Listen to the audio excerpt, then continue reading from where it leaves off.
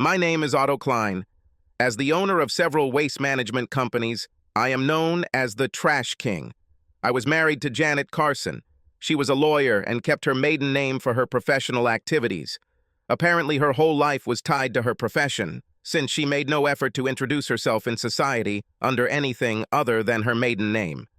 My profession in waste management suited her while I paid for her expensive law school expenses. She decided to go to law school after working as a paralegal for several years and realizing that she was as smart as most of the lawyers she worked for. Even though I own several successful companies and make more money than most of the godlike lawyers she worked with, Janet began looking down on me as a second-class citizen soon after she took a job at the law firm. When, over the course of a few weeks, the evening jobs began to appear, the amount of sex decreased and the disrespect increased. I suspected that she was beginning an affair. Since gods don't mate with mere humans, I assumed she was dating one or more of her fellow lawyers. I quickly decided that I needed to obtain evidence that would withstand legal scrutiny. If I had simply divorced her, she would have received half of my business and a significant fortune. If I could get evidence of her infidelity with her other lawyer, I could probably sue her agency. The law firm would probably pay very little to avoid the embarrassment and possible loss of clients, so I could earn enough to offset what I would have to pay them in the divorce. My logic may have been flawed, but that is what it was like at the time. This is what I based my actions on. Janet's office hosts an annual Christmas party. Every year, Janet invites me, and every year I decline, until this year. She was shocked and immediately tried to come up with reasons why I could stay home. You won't have anyone to talk to there, just a bunch of lawyers showing off their watches. Do you really want to sit and listen to this all night?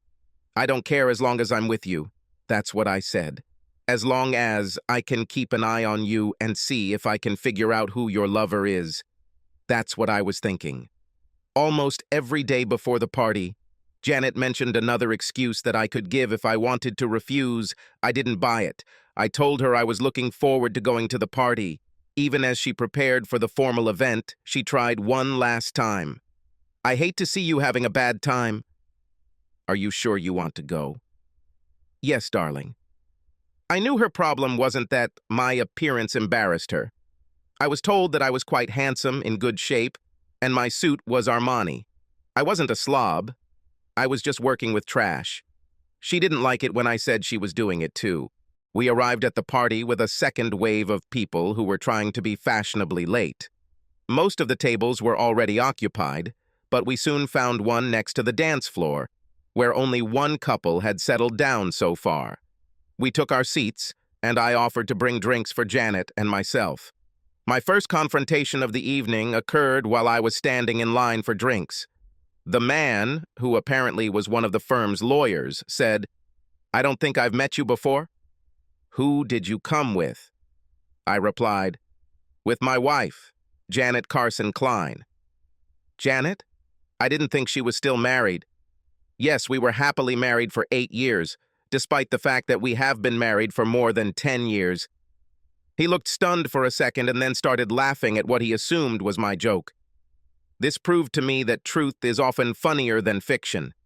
More than once I have heard the label "King of Trash" used in connection with my presence in the area. Their comment was usually followed by a sarcastic laugh. I wasn't really that upset. In previous years, I had correctly anticipated how these snobs would treat me. I was considered lower class, if not gutter scum. I watched as Janet interacted with various lawyers, paralegals, secretaries, and their beaux for the evening. At the table, she spoke politely to the others who were sitting with us during the meal. When the dancing started, I decided to give it a try. I asked my wife to dance. She looked like she could hardly stand being seen with me. I did not care. I tried to dominate the slow dances, but was soon interrupted several times. She then managed to accept several invitations from other lawyers to both fast and slow dances. I gave up and just leaned back in my chair to watch her even more closely. About an hour after the dancing began, a respectable middle-aged man approached our table. He only looked at Janet. Unlike most others, he didn't ask my permission. He claimed her more than he invited her to dance. Janet's face lit up when she saw him. She readily agreed and stood up without even looking at me for approval. I thought, perhaps we have a winner. I was completely focused on them, watching them slow dance. There was enough in her body language to confirm my suspicions, but nothing so revealing as to warrant a photo that would be damning. So, was my guess enough proof that they were lovers? No. Fortunately, I had another source of information. An unusual source of information. I never told Janet that the CIA recruited me after college. It turns out that I have a very accurate lip-reading skill. I had several successful covert missions and learned to lip-read a foreign Middle Eastern language. However, my stay at the CIA did not last long, as one of these notorious whistleblowers blew my cover along with everyone else in my department. I wasn't interested in desk work, so I left the CIA. I stood up and stood so that I could see what Janet was saying to her dance partner. Most of the time, I couldn't see his face from the front. Here's what I saw. Janet, have you booked a room for today? He, number 322, did you give it to me? Janet, yes. I just put it in his drink a few minutes ago. He, it won't take long, Janet. I can't believe you're planning on us making love in the same room where my husband sleeps. This is so indecent and dangerous. He, you like to pretend that it's not so. Janet, are you sure he won't wake up too early? He, not much. You're still Janet. Don't worry about me. If I promised you my ass, you'll get it. Oh, Stanley, I'm so ready. That was enough for me. I immediately threw the rest of the drink all over myself and the table. I excused myself and headed towards the toilets. I walked past the toilets and headed towards the exit. I was hoping that either I hadn't taken enough of the drug yet for it to work, or the dosage wasn't that strong. I was wrong on both counts. The beeping monitors, bright lights, and smells of alcohol were my return to consciousness. Apparently, I was in a car accident when I fell asleep at the wheel on my way home from a party. I looked around and saw a nurse. I was about to ask her a question when I saw Janet enter the room. I immediately sat down and shouted, "Get this bitch out of here!" Janet ran out of the room. When she left, I was still screaming. It was because of her that they almost killed me. I want to talk to a police officer immediately. The nurse tried to calm me down. The medical staff assumed that I was having some kind of psychotic episode. I calmed down and told them, "I will try to explain this in terms that you understand. I will sue you personally and the hospital as a whole if you don't call a police officer here in the next 15 minutes. I was drugged with illegal substances. Get a toxicology test for liquid Benadryl and other sleeping pills. I think my wife and her lover almost killed me. I exaggerated what I knew about the situation, but it worked. Within 15 minutes, the police officer took my statement that I had overheard my wife and her lover talking about drugging me and taking my body somewhere so they could have sex. I didn't mention that I heard by reading lips. I thought that the use of illegal substances and the attempted kidnapping should trigger some kind of action. I was told that after leaving the hospital, I needed to go to the police station to file a complaint under oath. I told them I would do it unless they kidnapped me or killed me when I left the hospital. The officer didn't seem particularly concerned about my safety. While I was waiting to be discharged, a nurse came in to tell me the results of the toxicology report.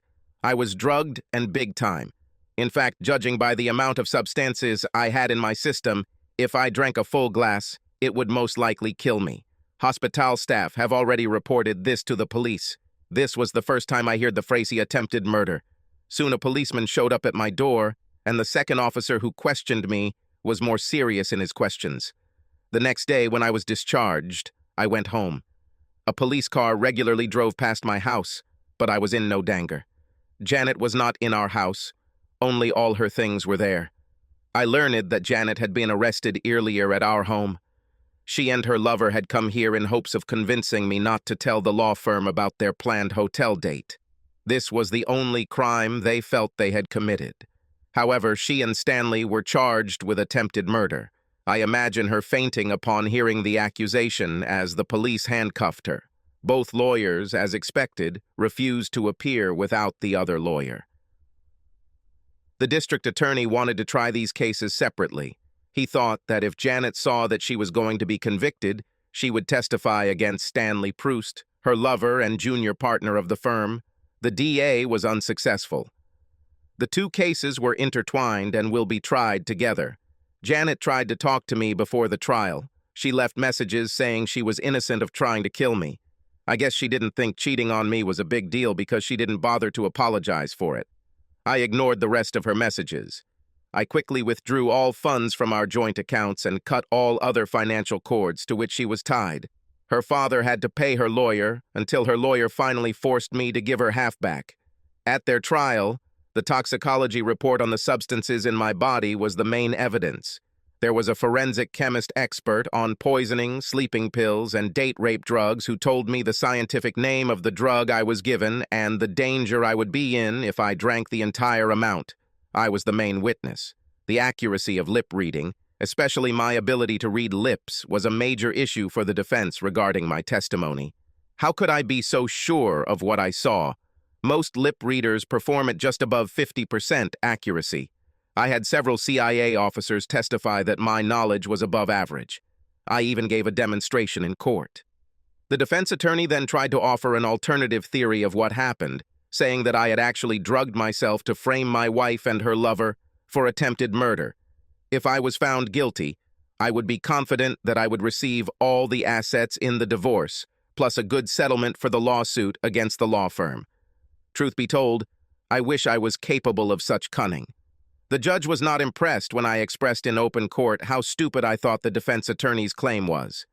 When it was the defense's turn, neither Janet nor Stanley testified. They asked another forensic chemist to testify that the controlled substance most likely would not have killed me. They asked a sign language expert to testify to the general inaccuracy of lip reading. I liked it when my lawyer asked him if some lip readers were more accurate than others.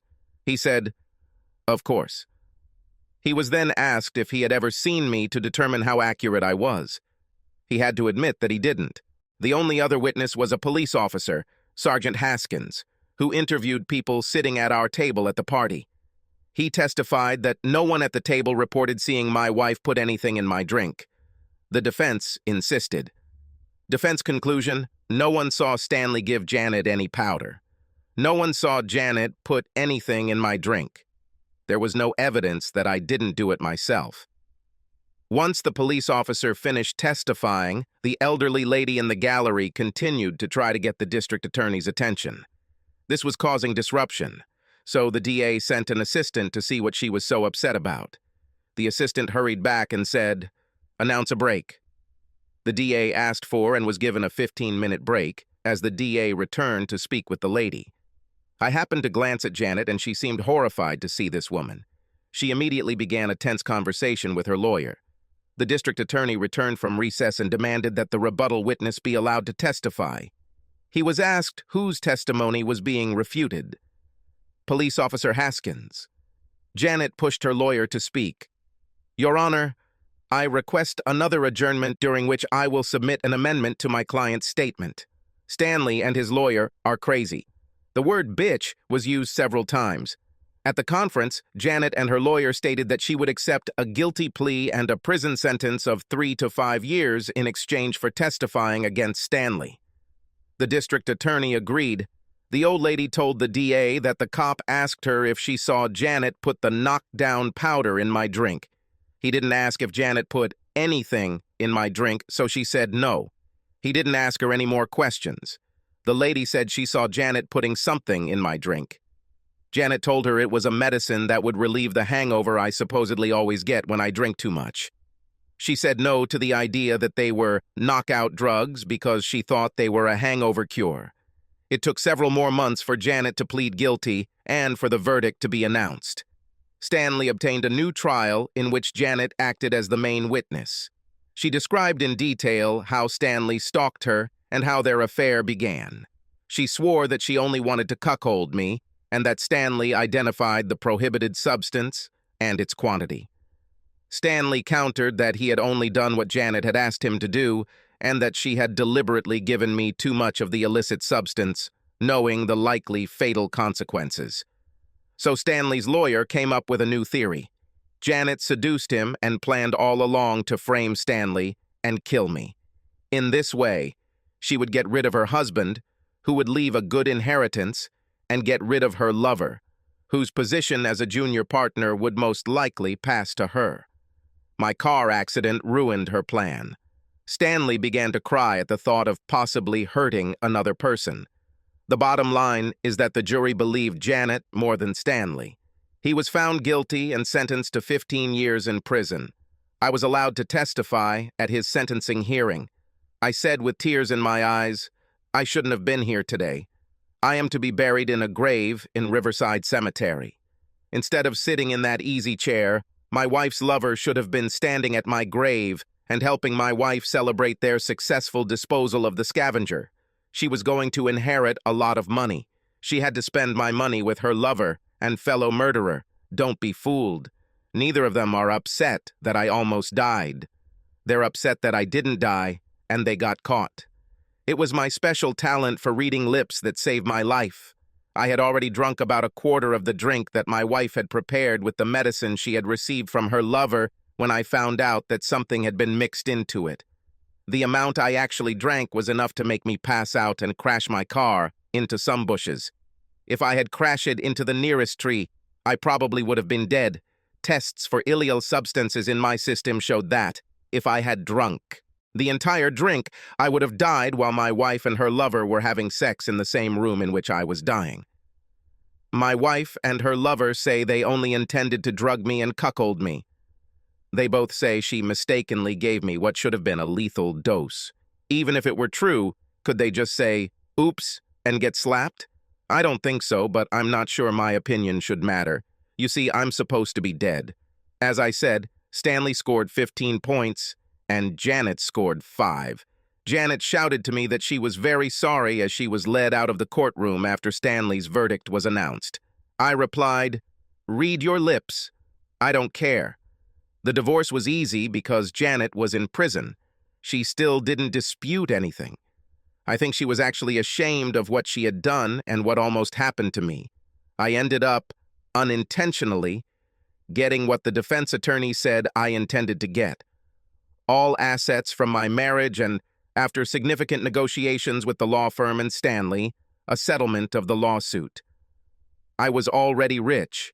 I became even richer. Since I'm a waste recycler, you might say I'm filthy rich.